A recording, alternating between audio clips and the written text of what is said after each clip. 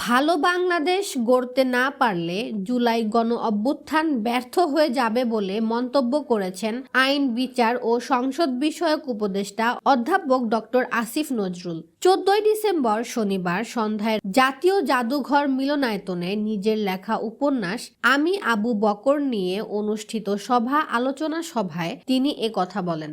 আসিফ নজরুল বলেন, ট্যাগের রাজনীতি দিয়ে মানুষকে ভিক্টিমাইজ করার আওয়ামী লীগের রাজনীতিকে আমরা ঘৃণা করতাম, সেটা আমরা এখনো করে চলেছি।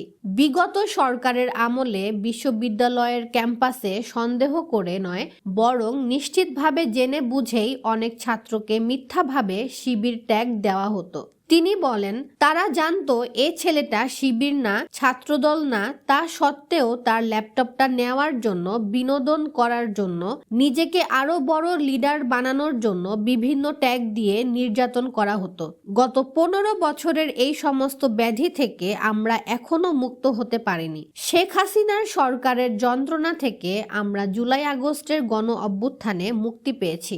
সে সময় তিনি আরো বলেন, আমরা গত সরকারের যে নিষ্ঠুরতা, নারকীয়তা, অনাচার, ত্যাগের রাজনীতি ও বৈষম্যের বিরুদ্ধে দাঁড়িয়েছি, সেগুলো থেকে আমাদের অনেক ভালো হতে হবে। না হলে এত ছাত্র তরুণ মারা গেল, এত মানুষের অঙ্গহানি হলো, তাদের প্রতি চরম অশ্রদ্ধা হবে।